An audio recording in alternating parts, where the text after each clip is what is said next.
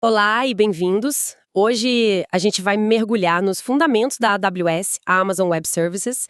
Mas olha, esquece um pouco os manuais técnicos. A nossa análise aqui vai ser sobre a economia, a estratégia, o que realmente faz a computação em nuvem ser essa revolução toda. A nossa fonte é um capítulo bem detalhado sobre o assunto e a missão é entender a mudança de mentalidade que a nuvem exige. Vamos pensar como se a gente estivesse no comando de uma empresa, sabe? Avaliando se vale a pena migrar. Quais são as perguntas que importam de verdade? Não é sobre qual servidor escolher, mas como a nuvem muda o jeito que a gente pensa em dinheiro, em risco e principalmente em inovação. Exatamente, porque a conversa sobre tecnologia, ela mudou de eixo. Por décadas a pergunta era, quanto custa para comprar essa infraestrutura toda? Uhum. Hoje a pergunta é, quanto de agilidade eu ganho para o meu negócio? É uma mudança de jogo. A gente sai da compra de ativos e entra num jogo de velocidade, de flexibilidade financeira. E aí a nuvem vira uma ferramenta de gestão, né? Não só de TI. Exato, é isso. Perfeito. Então, vamos começar pelo ponto que mais dói em qualquer gestor: o custo.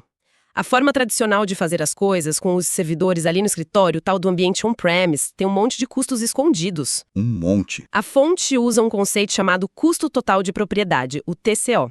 E os números, olha, são de cair o queixo. A gente pensa no preço do servidor, mas a conta é muito, muito maior. Muito maior. E é aí que mora o perigo, né? O servidor é só a pontinha do iceberg. Exato. Vamos detalhar um pouco essa conta. A nossa fonte diz que um único servidor de nível empresarial pode passar fácil dos $10.000. Um só. Um só. Uma solução de armazenamento de dados, mais $50.000. Equipamentos de rede, tipo roteadores, firewalls, mais uns 50 mil. E isso é só o hardware. E o mais irônico é que as empresas compravam tudo isso pensando no quê? No pico de demanda da Black Friday. Aí nos outros 364 dias do ano, 80% daquela capacidade ficava lá, parada. Consumindo energia e gerando calor. Exatamente. Era um desperdício monumental de capital. Um dinheiro empatado que não gerava valor nenhum. E ainda tem o custo do espaço físico, né? Do data center em si. Energia, refrigeração, segurança. Pode custar mais de $1.000 por metro quadrado. E claro, o mais caro de tudo: a equipe de especialistas para manter essa parafernália toda funcionando. Salários que, muitas vezes, chegam a 6 dígitos. Essa conta gigantesca que força uma das mudanças mais importantes que a nuvem propõe, que é a transição de despesas de capital, o CAPEX, para despesas operacionais, o OPEX. E essa mudança de CAPEX para OPEX é o ponto de virada, né? É o ponto de virada para a maioria das empresas. Pensa na dor de cabeça que era o CAPEX. Você tinha que, sei lá, apostar numa previsão de demanda para 5 anos e comprar um servidor gigante. Se o seu negócio explodisse, você ficava sem capacidade. Se encolhesse, ficava com um elefante branco caríssimo na sala. Um jogo de adivinhação que custava uma fortuna. Exatamente. O OPEX, que é o modelo de pagamento conforme o uso da nuvem, acaba com esse jogo. Ele te dá a liberdade de não ter que prever o futuro. Você paga só pelo que usa, quando usa. A demanda cresce, seu custo cresce. A demanda cai, O custo cai junto. o custo cai junto. É a infraestrutura virando um serviço sob demanda, tipo a conta de luz da sua casa. Certo. Então a gente muda para OPEX e ganha essa flexibilidade toda. Mas aí, isso cria uma nova decisão estratégica no caminho, que a nossa fonte detalha bem: o licenciamento de software. Como ficam as licenças de um Windows Server ou de um banco de dados Oracle que a empresa já pagou uma fortuna para ter? Essa é a pergunta de milhões, literalmente. Pois é. A primeira abordagem é o que eles chamam de BOI, ou Bring Your Own License. Traga sua própria licença. Basicamente, você leva as licenças que já tem para a nuvem da AWS. E a fonte até menciona que isso pode gerar uma economia de até 50%, principalmente se você usar os Dedicated Hosts do Amazon EC2, que são servidores físicos exclusivos para sua empresa, o que acaba satisfazendo as regras de muitas licenças antigas. Entendi o BYOL. Mas isso me soa como trazer a complexidade do licenciamento antigo para dentro da nuvem. Às vezes a agilidade de não ter que pensar nisso vale mais do que a economia, não? Principalmente para um projeto novo, um time que precisa se mover rápido. Observação perfeita. E é exatamente por isso que existe a segunda opção: o modelo de licença incluída da AWS. Nesse caso, você não se preocupa com nada. O custo da licença do software já vem embutido no preço por hora do serviço. A AWS cuida de toda a burocracia. Ah, isso é ótimo para experimentação. Ideal. Você quer testar um banco de dados Oracle por, 3 dias? Com um clique você tem o serviço, licença incluída, e depois desliga, sem precisar falar com advogados ou gerentes de compra. Então, o equilíbrio é esse. O BioWall é ótimo para cargas de trabalho mais estáveis, previsíveis, onde você quer maximizar um investimento que já foi feito. Já o modelo de licença incluída é a arma da agilidade. A escolha depende totalmente da estratégia do negócio, né? Não é uma decisão puramente técnica. É sobre otimizar para custo ou para velocidade. Exato. E falando em otimizar, uma vez que a gente está no modelo OPEX, surge um novo perigo. Se você não prestar atenção, pode acabar com uma conta mensal gigante por recursos que nem está usando. Como que evita essa armadilha? É aí que entra o conceito de right sizing, ou o dimensionamento correto. Que é basicamente o oposto daquela mentalidade antiga de comprar o servidor gigante pensando na Black Friday. Perfeito. A analogia da fonte é ótima. É como alugar um carro. Você não aluga um ônibus para uma viagem de 2 pessoas. Na nuvem, isso significa ajustar os recursos, CPU, memória, armazenamento, para corresponder exatamente ao que a sua aplicação precisa naquele momento. E não é algo que se faz uma vez só, né? É um processo contínuo de observar e ajustar, usando ferramentas como o AWS Compute Optimizer, que analisa o uso real ao longo de semanas e te dá sugestões. Olha, essa máquina aqui está superdimensionada, você pode reduzir e economizar 40%. É a troca de uma mentalidade de adivinhar a capacidade para uma de observar e otimizar. É uma disciplina constante. Ok. Até agora a gente falou de economia, de flexibilidade, o que é ótimo. Mas o que realmente muda o jogo, na minha opinião, são 2 ideias que a fonte chama de superpoderes: automação e escala. E a automação aqui não é só sobre economizar tempo, é sobre criar sistemas que se curam sozinhos. Pensa nisso. Um serviço como o Autoscaling percebe que seu site está com muito tráfego e sozinho cria novos servidores. O pico passa, ele desliga os servidores extras. Um servidor falha no meio da noite, outro sobe no lugar, automaticamente. Isso é o fim do plantão de pijama na frente do computador. É tratar a infraestrutura como código. Em vez de um técnico ir lá e configurar um servidor manualmente, o que é lento e sujeito a erros, você escreve um roteiro, um runbook, no AWS Systems Manager, como a fonte cita, e esse roteiro pode ser executado centenas de vezes de forma idêntica e perfeita.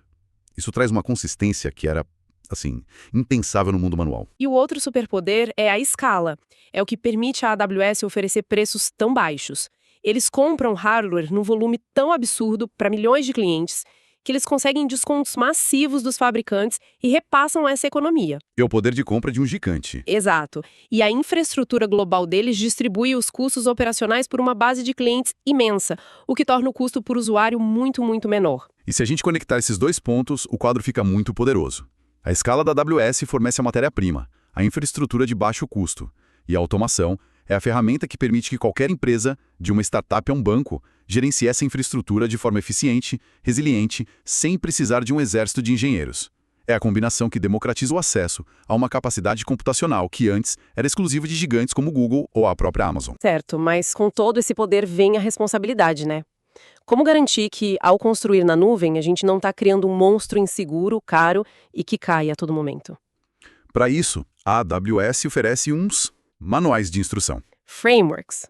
O primeiro e mais importante para a equipe técnica é o AWL Architected Framework. Que eu gosto de descrever como se fosse um checklist de um piloto de avião antes de decolar. Ele não pilota o avião por você, mas garante que você verificou todos os pontos críticos antes de subir. Ótima analogia. E esse framework é organizado em 6 pilares. O primeiro é a excelência operacional, que tem uma ideia que parece loucura para quem vem do mundo antigo, os Game Days. Você literalmente simula uma falha, de propósito, derruba um servidor, por exemplo, para ver se o sistema se recupera sozinho e se a equipe sabe o que fazer. A lógica é, se você não testa a sua capacidade de recuperação, você não tem uma. É uma mudança de cultura brutal. Sair do não toque em nada que está funcionando, pro vamos quebrar de propósito para ficarmos mais fortes. Exato. Os outros pilares são a segurança, baseada naquele modelo onde a AWS cuida da segurança da nuvem e o cliente cuida da segurança na nuvem. Confiabilidade, que é projetar esperando que as coisas vão falhar. Eficiência de desempenho, sobre usar a ferramenta certa para o trabalho. Otimização de custos, que volta à ideia do right sizing. E o mais novo, sustentabilidade, que te força a pensar no impacto ambiental da sua aplicação. O ponto crucial aqui é que esse framework é uma estrutura para o pensamento crítico. Ele te dá as perguntas certas a fazer, mas as respostas e a execução ainda são responsabilidade do time de arquitetura. Não é um botão mágico. E se o Well Architected é o guia para construir as coisas dentro da nuvem, existe outro guia para preparar a empresa inteira para essa mudança. É o AWS Cloud Adoption Framework, ou CAF. Enquanto o primeiro foca no como construir a casa, o CAF foca em a família está pronta para se mudar. Isso, porque a mudança para a nuvem é muito menos sobre tecnologia e muito mais sobre pessoas e processos. O CAF olha para 6 áreas ou perspectivas: negócios, pessoas, governança. Ele garante que o departamento financeiro entenda o modelo OPEX, que o RH saiba quais novas habilidades contratar e que a diretoria tenha metas claras para a migração. É a preparação organizacional para a jornada. Ok, então a empresa está preparada, os guias estão na mão. Como que a mudança acontece na prática? Como tirar uma aplicação do data center antigo e levar para a nuvem? A fonte apresenta 6 estratégias de migração, os famosos 6 R's. É um framework excelente para desmistificar o processo de migração que pode parecer um monstro de 7 cabeças, né? Na prática, ele te dá um cardápio de opções. Exato. Vamos passar por eles rapidinho? O primeiro é Rehost, o famoso Lift and Shift. Você move o aplicativo como está, sem mudar nada. É rápido, mas não aproveita os benefícios da nuvem. Certo. O segundo, Replatform, ou Lift and Reshape. Aqui você faz pequenos ajustes, como trocar um banco de dados autogerenciado por um serviço gerenciado da AWS. Já é um ganho. E o terceiro, Refactor ou Re-Architect, é o mais transformador. É reconstruir o aplicativo para ser nativo da nuvem. Caro, demorado, mas é onde estão os maiores ganhos. E os outros 3 são sobre não mover da mesma forma. Repurchase é jogar o antigo fora e comprar um software como serviço, um SaaS. Tipo, trocar seu CRM interno pelo Salesforce. Retain é decidir não mover algo por agora. E retire é simplesmente desligar o que não é mais usado, o que é surpreendentemente comum. Vamos tornar isso mais concreto? Digamos que a gente tenha um sistema de faturamento antigo que roda num servidor debaixo da mesa de alguém. Como a gente escolheria o R certo para ele? Ótimo exemplo. A primeira pergunta é: esse sistema é estratégico? Se ele for um gargalo e estiver impedindo o crescimento da empresa, talvez valha a pena um investimento pesado em refactor para torná-lo escalável e moderno. Mas isso pode levar 1 ano. Entendi. Agora, se a necessidade for sair do data center antigo em 3 meses porque o contrato de aluguel está acabando, a opção mais realista é o rehost. Você move como está e otimiza depois. Certo. Mas, e se existir uma solução de mercado, um SaaS, que faz 80% do que seu sistema antigo faz, só que melhor e mais barato? Aí a decisão mais inteligente pode ser o repurchase. A beleza dos 6 R's é que força essa discussão estratégica para cada aplicação. Não existe uma resposta única. Para fechar, quero trazer um fato que a fonte menciona que é quase poético. Ele nos lembra que por trás de toda essa virtualização existe um mundo físico muito real. Eu estou falando da família AWS Snow. Ah, sim. A solução para o problema de que a lei da física às vezes é imbatível. A maneira mais rápida de mover uma quantidade gigantesca de dados ainda é colocar num caminhão e dirigir. Exatamente. Se você precisa mover petabytes ou exabytes de dados do seu data center para a AWS, a sua conexão de internet levaria anos. Então, o que a AWS faz? Ela te envia um dispositivo físico. O Snowcomb é o menor, parece um HD robusto. O Snowball é maior, uma maleta reforçada que carrega dezenas de terabytes. E o mais impressionante de todos, o Snowmobile. É, literalmente, um caminhão. Um container de 14 metros que vai até o seu data center, você enche ele de dados e ele dirige até um data center da AWS. A imagem de um caminhão container cheio de dados na estrada é a representação máxima da escala com que a gente está lidando. Mostra que a nuvem resolve problemas digitais com soluções físicas e muito criativas quando precisa. Então, o que tudo isso significa no fim das contas? Nossa análise mostra que a computação em nuvem é uma transformação que começa na planilha de custos, com a troca de CAPEX por OPEX, mas que não para por aí. Ela exige uma nova disciplina de otimização, como o right sizing. Ela entrega superpoderes de automação e escala que mudam o que é possível construir. E ela depende de frameworks como o Well Architected e o CAF para guiar essa jornada complexa de forma segura e eficiente. Isso nos leva a uma reflexão final, eu acho. As fontes detalham o como migrar e o como construir bem na nuvem. Mas a questão mais importante que fica para qualquer organização é: para além da economia de custos, que novos modelos de negócio ou experiências para o cliente que antes eram impossíveis agora podem ser criados? A verdadeira transformação não é só mover o que já existe para um lugar mais barato, mas usar essa nova plataforma para construir o que antes não podia existir. A nuvem não é o destino final, é a fundação para a próxima grande invenção.